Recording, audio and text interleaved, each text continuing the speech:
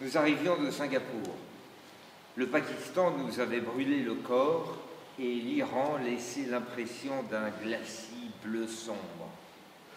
Soudain, nous franchîmes le fleuve Arax, la frontière entre l'Iran et l'Arménie, sur un pont militaire. C'était en 1994 et nous étions dans nos 20 ans, pas très au fait de la géopolitique de la région. Déjà, s'achevait une guerre dans l'Artsakh arménien. À peine arrivé en Arménie, j'éprouvais une sensation étrange, l'impression d'être chez moi. C'est l'Europe, pensais-je. J'arrivais des déserts calcinés. Dans les collines rousses du petit pays, je retrouvais le parvis de ma maison. La France était loin pourtant, 5000 kilomètres. C'est beaucoup pour un petit cycliste. Une certaine qualité du soleil, une densité particulière de l'atmosphère et même le regard des paysans dans les champs qui relevaient la tête lorsque nous passions à vélo. Ces choses intangibles, pas mesurables par la statistique, ces choses de l'œil et du cœur qui ne servent à rien dans les débats de spécialistes, eh bien ces choses-là me projetaient dans un univers familier et me signifiaient secrètement que cette terre m'était fraternelle. Parfois, sans comprendre pourquoi, on trouve qu'un lieu du monde porte en lui la douceur angevine à laquelle on est habitué. Depuis, j'ai réfléchi à cette impression et j'ai compris. Depuis le IVe siècle, un cœur chrétien bat dans la montagne du sud du Caucase. C'est une pulsation menacée et courageuse.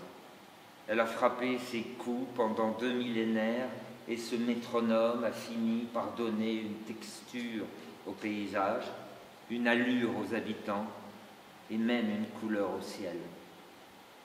Sans croire ni au diable ni en Dieu, eh bien je crois que le christianisme peut pétrir la substance d'un pays. La foi est une poudre, elle nimble le lieu, elle modifie même les visages puisqu'elle flotte dans les yeux. Dans mes voyages au cœur de l'ex-Union soviétique, ma route croisa souvent celle d'Arméniens. À Irkoutsk, par exemple, à Yakoutsk, à Nikolaïevsk sur Amour, ils faisaient des affaires. Au Tadjikistan, à Vladivostok, sur les bords de l'Aral, ou bien à Sakhaline, j'étais content de rencontrer un Arménien. Je lui disais que j'avais grimpé l'Ararat. Il me montrait ses dents en or. Après la chute de l'URSS en 1991, l'Arménie a lutté pour reconquérir puis conserver son jardin du Karabakh, là-haut, dans le ciel. Ce plateau est une salle du trésor, comme on dit dans les cathédrales gothiques. Là où tout commença, et là où tout se scelle, et là où repose le diamant de la légitimité. En anatomie, on appellerait cela la moelle. Les Arméniens occupent ces hauteurs depuis 2 millénaires. Les Azéris revendiquent le plateau parce que Staline le leur a octroyé.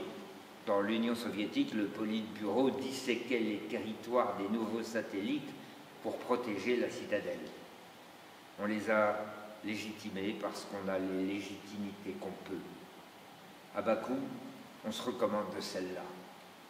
Aliyev appelle droit international les tripatouillages cadastraux des soviétiques. Moi, je ne crois pas à la primauté du cadastre sur le temps. Pour la légitimité, je compte en millénaires.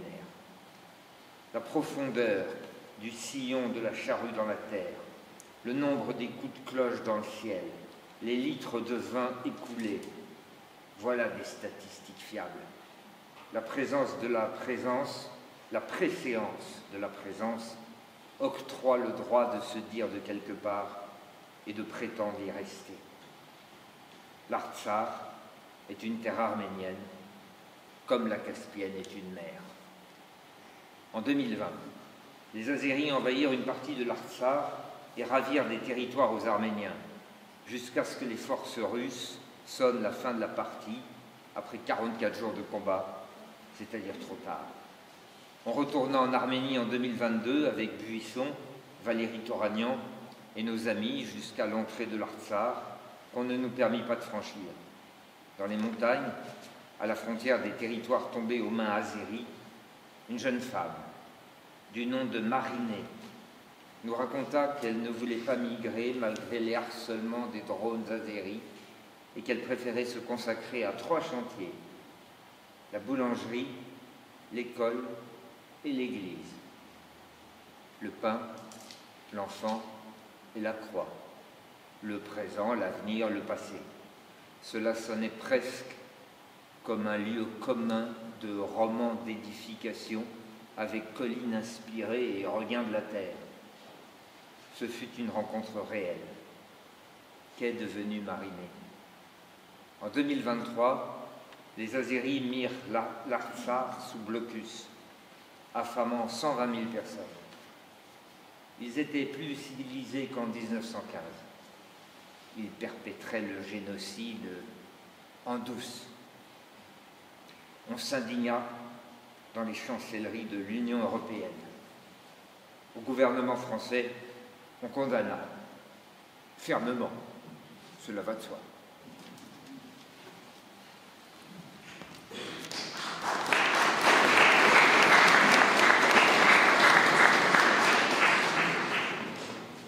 À Goumri, en Arménie, j'ai rencontré plusieurs familles déplacées du Haut-Karabakh. Leurs maisons et leurs terres étaient désormais devenues azerbaïdjanaises.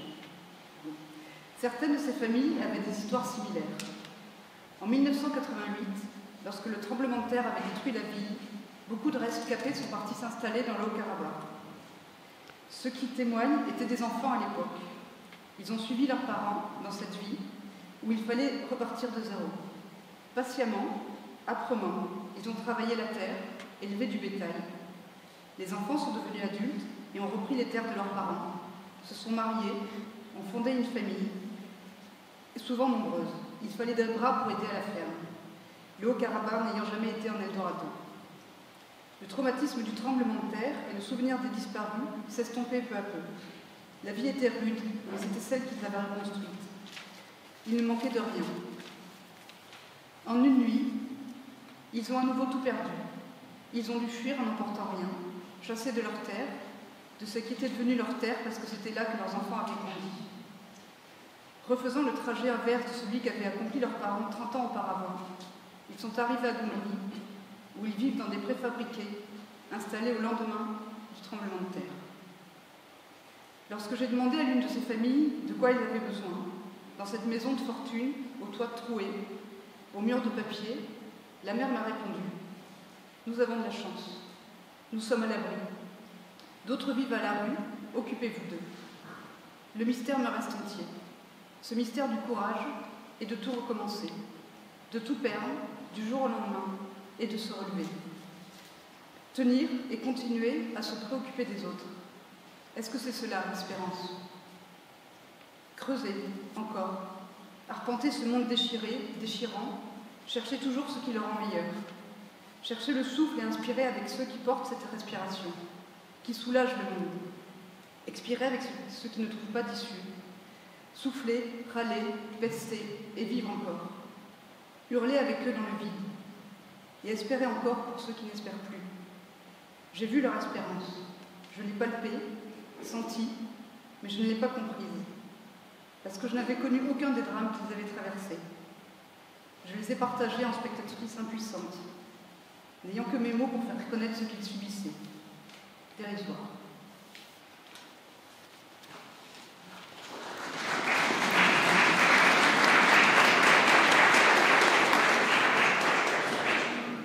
Un voyage en Syrie. Le mois d'octobre touche à sa fin. Ici, dans 2 mois, sur la terre syrienne, des chrétiens célébreront la Noël.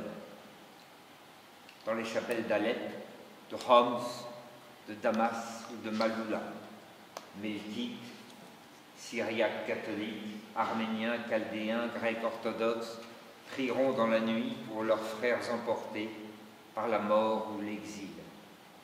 Le père Toufik officiera dans l'église du couvent Saint-Serge et Saint-Bacchus de Maloula. Là, sous les voûtes blondes de la plus ancienne église de la chrétienté encore en activité, il invoquera le retour du climat de la grâce sur son village martyrisé par les islamistes.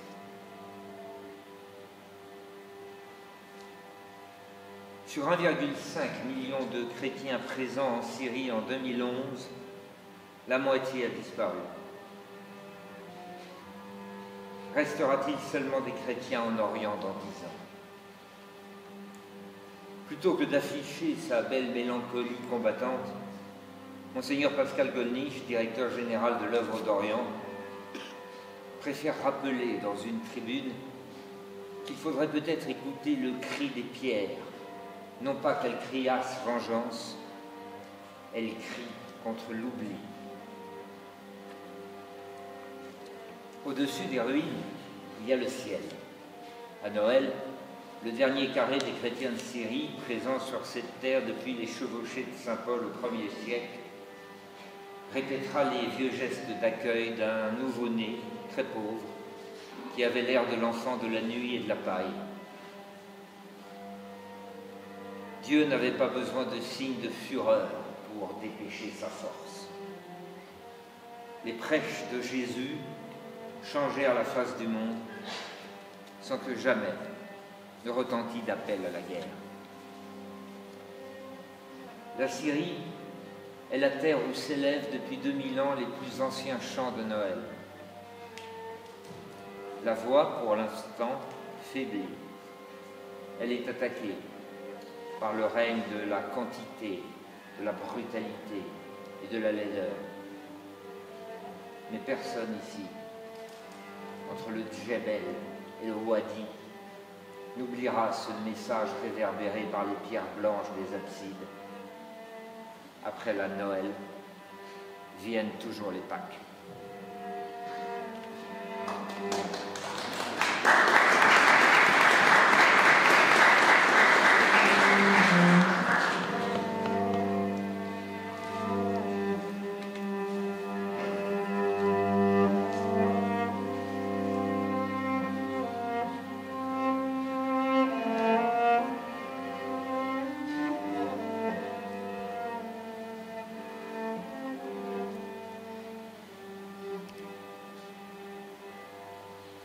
J'ai sans doute vécu au monastère de Maroussa, dans ce désert syrien, les 2 plus belles années de ma vie, même s'ils ne vont jamais présager de ce qui peut y arriver ensuite. Un sentiment qui m'était jusque-là inconnu ne m'a jamais quitté pendant ces 2 années. La paix et la sensation d'être à ma place. Mon regard sur le Moyen-Orient, sur les religions, chrétiennes et musulmanes, sur la culture arabe, a changé du tout au tout.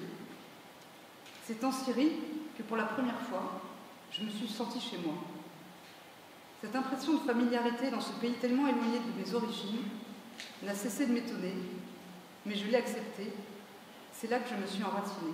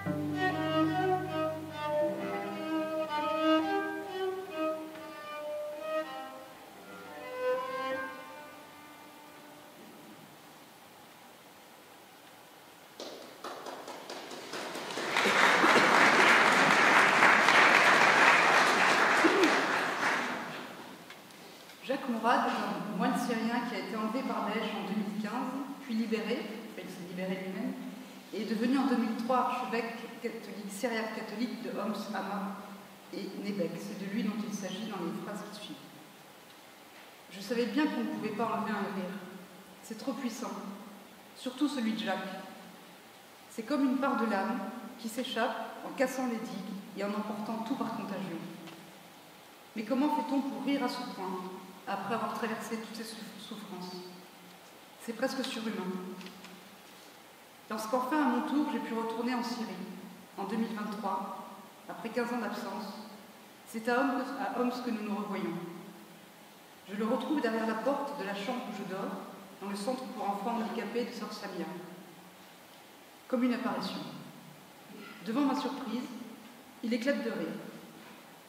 J'avais passé une nuit fébrile, hantée par les ruines de cette ville, par tout ce qu'elle avait traversé d'horreur. Son rire vient comme me débarrasser de cette couche de noirceur. Nous partons ensemble à Cariatène, où il a été enlevé. Rien. Il ne reste plus rien de ce monastère. Je m'étais bien représenté ce bâtiment détruit. Je n'avais pas compris ou voulu comprendre que la ville l'avait été aussi. Trop d'images se superposent. Les moments de joie passés ici avec la communauté de Marmoussa, l'enlèvement et le calvaire de Jacques, de ses paroissiens, le martyre de cette ville, l'effroi de ses habitants, comme si les pierres pouvaient crier. Le bonheur passé, la barbarie passée, et le présent en lambeaux devant mes yeux qui s'embrûment. Jacques et moi prenons une photo devant l'enceinte du monastère, tout juste reconstruite. Il est hilar. Jacques rit, parce qu'il vit, simplement. Nous reprenons cette route que j'ai tant aimée entre les deux monastères, en longeant le désert. En fin de soirée, à Marmoussa, je retrouve Jacques. Pour une fois, nous sommes seuls. Il me demande comment je me sens. J'essaie de lui expliquer la joie, le bouleversement, la tristesse, tout cet amas de sentiments mêlés. Il me répond qu'il faut savoir accueillir l'inattendu et le contradictoire. Il me raconte son propre bouleversement lors de son retour. Il me dit que c'était comme un miracle. Je ne pensais jamais revenir. Son regard alors est grave, tourné en lui-même. Mais quand je le croise, ses yeux sourient. À combien de miracles Jacques doit-il sa présence ici? Le rire de Jacques, c'est un baume. C'est peut-être pour moi la manifestation la plus évidente de la foi. C'est un réconfort, un refuge, un appel. Le rire détruit sur son passage tout ce qui fait obstacle à la joie.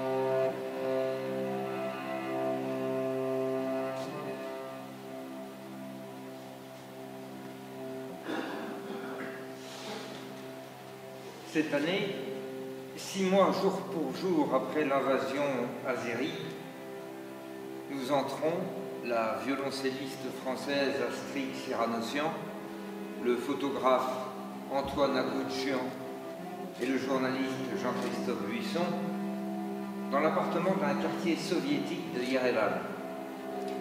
Evgenia, dont le mari est mort au combat, nous ouvre la porte du 2 pièces de 30 mètres carrés, loué avec les 120 € de l'aide d'État. Sa sœur Susanna et une amie, Luciné, sont avec elle. Quand un Arménien vous reçoit à sa table, il part du principe que vous n'avez pas mangé depuis 6 jours. La table croule sous les crêpes aux herbes, témoignage de la profusion perdue. Astrid a apporté de France une bouteille d'Agos, le Sillon, un vin rouge produit par sa mère Marie sur les coteaux d'Arénie. Le chagrin arménien sait nager dans le vin. On ne peut pas l'ignorer. Il y a aussi la mère d'Evgenia, une statue muette sur le canapé. L'histoire est passée devant ses yeux. Dans la petite salle commune, il y a le fils d'Evgenia, Never, qui signifie cadeau en arménien. Il a 14 ans et il se met au violoncelle et Astrid Cyranossian l'accompagne sur son instrument, dont elle fera tout à l'heure, justement, cadeau à l'adolescent. Les kakis étaient mûrs, raconte Evgenia. Le Turc est arrivé. On a sauté dans une voiture, raconte Evgenia, avec le violoncelle du petit. Dans la pièce s'élève donc en duo l'une de ces mélodies paysannes, recueillies par le compositeur Komitas, avant que le vent turc emporte la mémoire.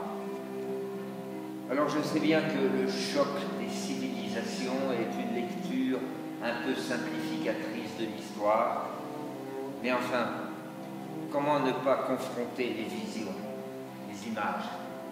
D'un côté, vous avez les selfies d'Aliyev à Stepanakert, serré dans son petit costume de satrape oligarchique. Et puis de l'autre, vous avez une voiture de l'Exode avec un violoncelle sur le toit. Ce n'est pas la même chose. Non loin, nous poussons la porte du SPFA, Solidarité protestante France-Arménie, une structure qui accueille des jeunes femmes francophones. Une quinzaine d'entre elles, enfuies de leur pays perdu, racontent les événements de septembre. Les frères, les pères, les fiancés de ces filles sont morts au combat en 1994, 2016, 2020, 2023. Pendant la guerre des 44 jours, en 2020, beaucoup des hommes tombés au combat n'avaient pas 21 ans. On demande à Christina, yeux de charbon, pupilles en feu, on lui demande ce qui lui manque le plus de sa vie en allée. On s'attend à ce qu'elle évoque le confort de sa maison. Eh bien, elle dit « nos tombes ». Puis elle quitte la pièce étranglée d'émotion. Plus tard, Nona, une de ces déplacées, une de ces voyageuses sans bagage, nous dira « Je ne veux pas que mon fils enterré reste sous les pieds de ces gens. » Ainsi en va-t-il des déplacés d'Artsakh. Ils ne désirent pas vivre mieux ailleurs, non, ils veulent rentrer, mourir chez eux. C'est une spécificité notable de ces exilés-là. Quand on demande aux hommes ce que l'avenir signifie pour eux, ils répondent « le retour et seulement le retour ». Comment imaginer l'exil alors que nos fils sont enterrés là-haut? Et quand on demande aux femmes de nous chanter une chanson, Nona répond « Écoutez, le chant c'est la joie. Alors aujourd'hui, impossible pour nous. » Et sa voisine renchérit « S'il vous plaît, on préfère qu'Astrid nous joue du violoncelle. » Et une fois encore, l'archet vient au secours. Les artsariotes ne varieront pas. Seul, pour eux, le retour.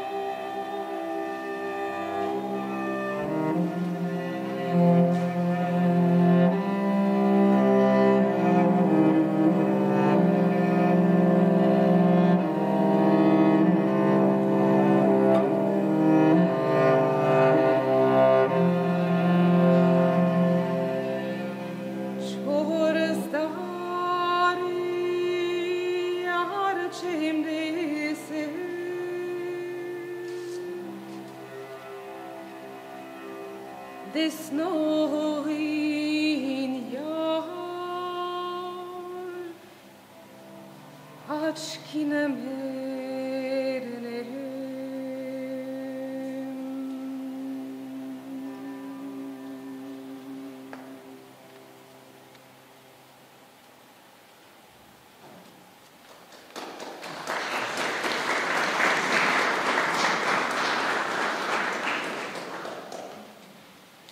Tout quitter, de nuit, ne rien emporter à part des papiers d'identité qui permettront de se rappeler qui l'on est et d'où l'on vient. Laisser derrière soi sa vie, sa peluche préférée.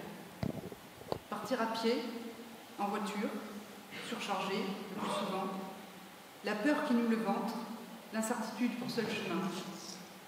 Est-ce à chaque fois le même récit que j'ai entendu, en Irak, en Arménie, en Ukraine, en Syrie? Non. Parce que chaque déchirement était unique. Parce que chaque voix et chaque regard qui me l'ont raconté exprimaient une douleur différente. En juillet 2013, j'ai rencontré Alia. Sous ses cheveux mal coupés et en bataille, son sourire irradie ce camp syrien, au nord du Liban. Elle est arrivée depuis 2 mois avec son père et sa sœur. Sa mère est morte sur la route, sous les bombardements du régime syrien, qui pilonnait sans relâche les habitants d'Auxerre, tentant de quitter la ville après l'assaut de l'armée. Ils avaient marché pendant 10 jours pour rejoindre ce campement. Avec des bâches de fortune, ils ont érigé des tentes, une par famille, plus une pour la cuisine commune. C'était déjà un petit village quand je m'y suis rendue. 1 heure avant l'iftar, la rupture du jeûne du ramadan, les femmes découpent quelques concombres et des tomates en attendant les colis repas que distribue chaque jour une ONG du Qatar. Leur visage contraste avec celui d'Alia, grave, ascétique, épuisé. Les hommes m'offrent des briques en guise de siège. Leur colère est immense, palpable. Ils ne resteront pas ici sans rien faire. Ils retourneront se battre. Walid, le père d'Alia, raconte le sang qui coulait comme une rivière dans les rues d'Auxerre. Il ne souhaite qu'une chose, que cela cesse. Il regarde sa fille, puis baisse les yeux. Un petit garçon, de 3 ou 4 ans, tombe dans les graviers. Sa sœur le relève, les larmes pointent dans ses yeux. Il regarde les hommes réunis en cercle qui se taisent. Il ravale ses peurs. Les larmes n'ont plus de place ici. Alia semble l'avoir compris, du haut de ses 6 ans. Alors elle sourit. Et c'est ce sourire, désarmant et lumineux, ce qu'il ravalait de souffrance et de peur, qui m'a fait comprendre le sens de ces mots. Être réfugié.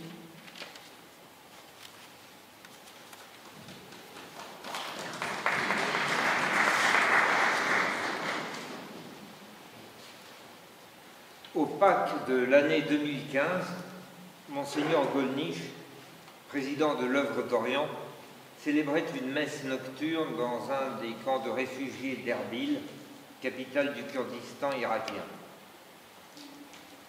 Il avait ce soir-là béni un soldat catholique syriaque qui montait le lendemain vers le front. Puis, devant les fidèles assyriens ou chaldéens que les troupes de l'État islamique avaient chassés de leur village, le prélat avait lancé « L'année prochaine, nous célébrerons la messe à Karakoche ». Alors nous étions quelques-uns à assister à l'office ce soir-là, dans le vent tiède et la lumière des projecteurs de fortune.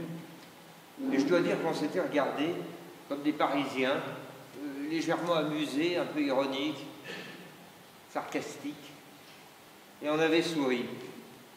Non mais tout de même ces évêques, et celui-là en particulier, quel optimisme! Et comme il se paie d'espérance. Non mais l'année prochaine à Karakoche. Eh bien, 1 an et demi plus tard, le 30 octobre 2016, l'archevêque des catholiques syriaques, Monseigneur Petros Moshe, revient dans la cathédrale de Karakoche, la plus grande ville chrétienne d'Irak, tout juste libérée par les forces de l'armée irakienne, appuyée par les frappes aériennes de la coalition et l'appui terrestre des forces spéciales. Sur un autel de planches monté sur des parpaings, il s'apprête à dire la messe, flanqué de ses bedeaux et protégé par quelques gardes. Le vœu de Monseigneur Gollnisch n'était donc pas un vœu pieux. L'office de Petros Moshe a des airs de messe de chrétiens des catacombes dans une Rome d'après la chute. La cathédrale Al-Tahira de l'Immaculée Conception a été vandalisée par les djihadistes. Que peut éprouver l'archevêque devant le spectacle du temple en ruine? Une fois la messe dite, il se confie à nous. Nous sommes de retour ici, nous continuerons malgré ce qui s'est passé. Et ce qui s'est passé est tragique. Karakoche comptait plus de 50 000 habitants à 90% chrétiens quand les forces de Daesh ont envahi Mossoul en juin 2014, dispersant en quelques heures les défenses de l'armée irakienne.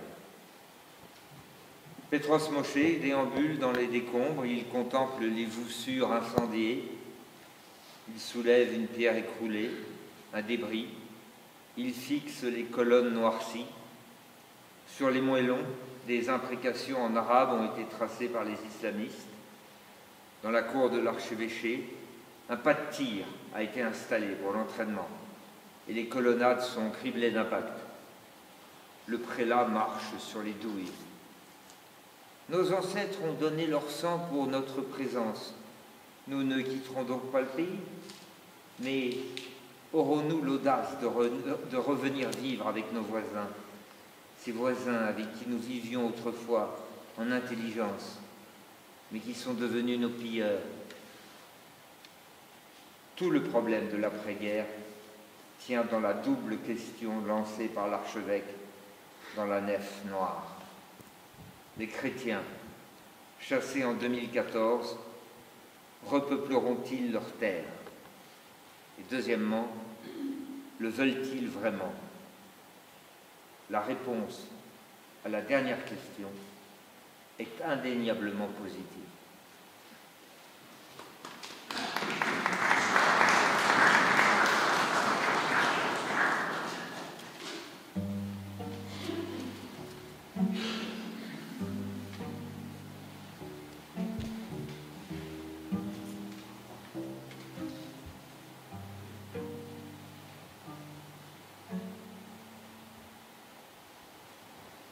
Lorsqu'en 2016, je suis revenue avec Ibrahim dans sa maison à Bartella, en Irak, après qu'elle eût été occupée pendant 3 ans par Daesh, j'avais la gorge nouée de peur. Malgré les militaires qui précédaient nos pas pour s'assurer que les lieux n'étaient pas minés, ou peut-être justement à cause de lui. Ibrahim, lui, retrouvait sa maison dévastée, sa ville en cendres et en ruine. Ses dessins avaient été brûlés, les murs souillés d'inscriptions mortifères, la cuisine n'était qu'un amas de vaisselle cassée. Tout ce qui avait été sa vie avait été saccagé. En 2021, lorsque j'ai pu revenir en Irak, sa maison était réparée, embellie, remplie de sa famille, enfants et petits-enfants, ceux qui n'étaient pas partis à l'étranger au moins. Nous nous sommes étreints sans un mot. Il y a des gestes qui ne se font pas au Moyen-Orient, entre hommes et femmes. Il y a les règles, les coutumes, et parfois l'émotion qui vient les briser. Un instant.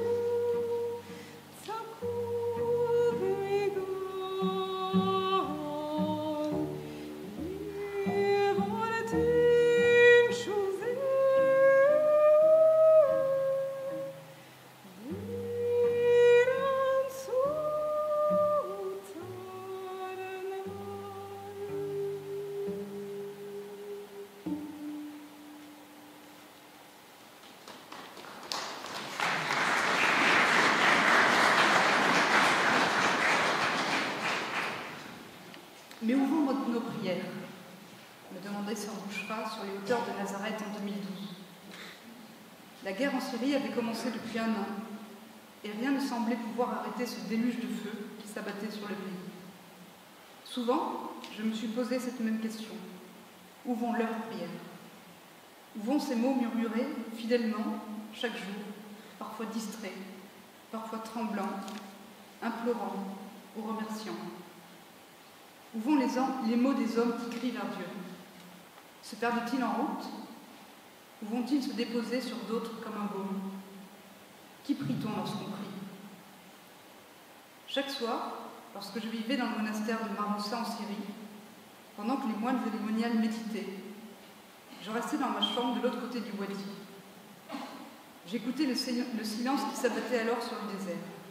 J'écoutais leur silence. Quand venait l'heure de la messe, il me semblait que leur prière arrivait jusqu'à moi. Peut-être ai-je passé mes 2 meilleures années là-bas, justement parce que j'étais enveloppée de prières. De ces prières qui ne s'entendent que dans le silence. Là-bas, j'ai entendu le silence pour la première fois. Ensuite, ce ne fut que du bruit. Des bruits d'alerte, de tir, bruits hostiles ou bruits de joie, les balais d'hélicoptères avant l'offensive, les bruits mats des bombes qui s'abattent, les cris de douleur des proches endeuillés, les cris de souffrance des blessés, les sirènes d'ambulance, les appels hurlés à Dieu qui résonnent dans le vide. Puis quand le calme revenait dans ma vie quotidienne, des acouphènes comme rappel lancinant dans tous ces cris. Où vont les prières? J'aime à croire qu'elles se posent comme des papillons sans qu'on y prenne garde. J'aime à croire que sans elles, le monde serait invivable. Que les silences partagés sont l'écoute d'un autre, qu'ils se glissent dans les interstices.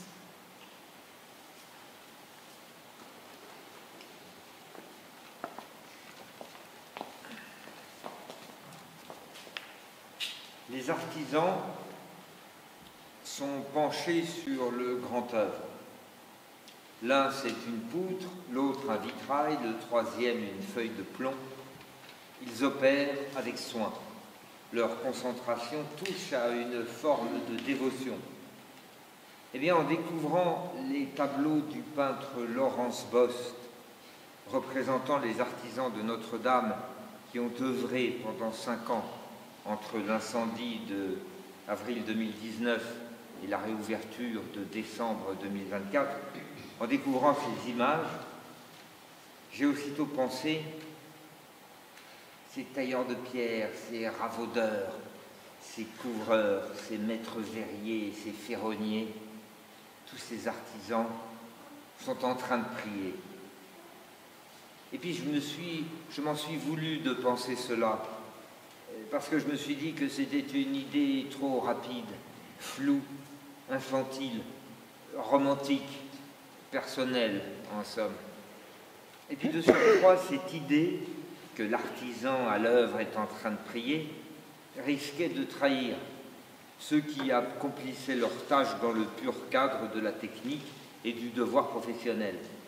Après tout, peut-être que la plupart ne chargent absolument pas leurs gestes de la moindre signification spirituelle. Et peut-être que ma lecture de leurs gestes était une interprétation abusive. Lors de mes voyages dans la Russie des steppes et des taïgas, on m'a souvent raconté que les artistes qui écrivent une icône, parce que si l'on veut être précis, il faut dire écrire une icône et non pas peindre une icône, eh bien que ces artistes se trouvent en réalité plongés dans un état de prière.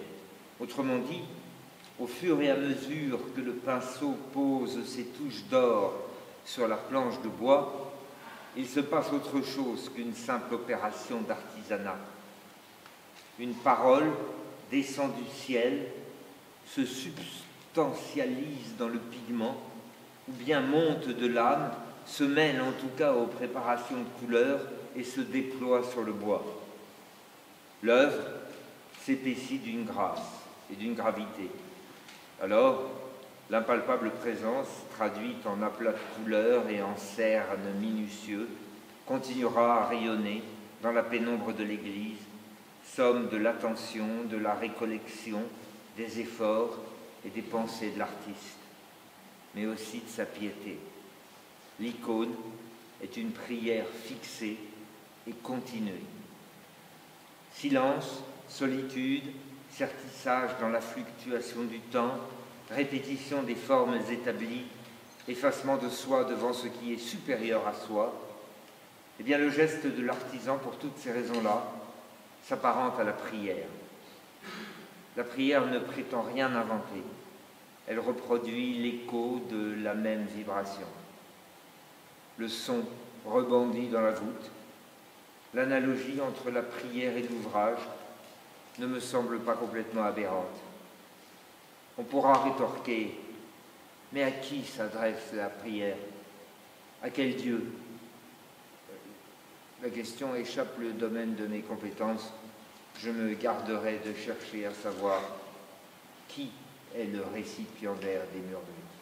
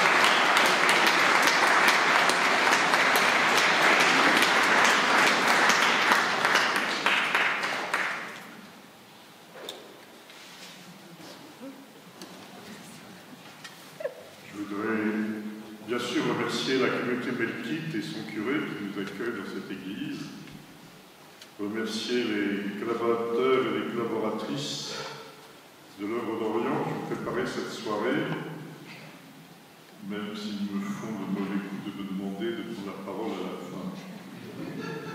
Difficile de dire quelque chose maintenant. Je voudrais évidemment dire merci Astrid, merci Églantine, merci Sylvain pour ce que vous exprimez de votre quête. Je ne sais pas ce que veulent dire les paroles, Astrid, que vous nous avez chantées, mais par la clarté de votre chant et la musique de votre violoncelle, on a l'impression de savoir un petit peu ce qu'elle veut dire. Merci de ce que vous nous avez exprimé, de ce que vous nous exprimez. Merci de ce que vous êtes. Merci de réveiller peut-être en chacune et chacun de nous la quête qui doit habiter toute vie humaine, toute histoire humaine.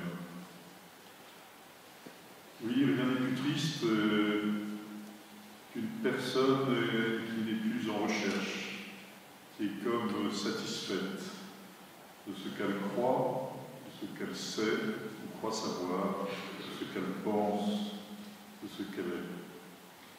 C'est la grandeur de l'être humain d'être en recherche. Comme toute recherche, et par définition, nous ne savons pas toujours ce que nous allons trouver. Recherche de soi, recherche de l'autre, recherche du tout autre.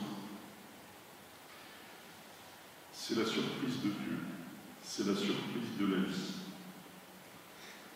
Je crois que c'est seulement si nous sommes habités par une quête dont nous ne savons pas toujours très bien nous-mêmes les contours, que nous pouvons aller à la rencontre des peuples qui ont froid, des peuples qui souffrent, des peuples qui ont peur,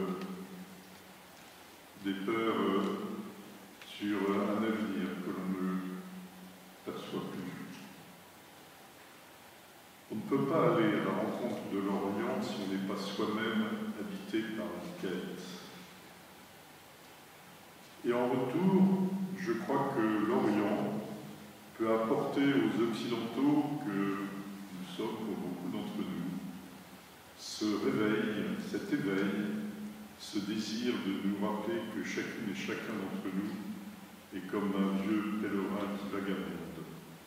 Alors merci de nous avoir peut-être remis en marche, de nous avoir réveillés alors que nous étions peut-être affalés sur le bord de la route, pour dire à chacune et chacun de nous, continue ta recherche, continue ta quête, c'est ce que le Seigneur se veut. Merci à tous.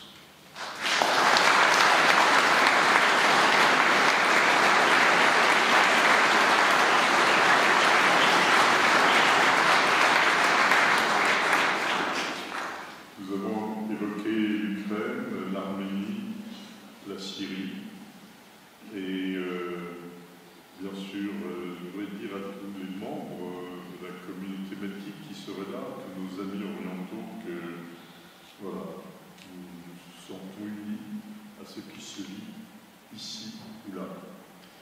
Si vous n'avez pas encore lu les ouvrages d'Églantine et de Sylvain,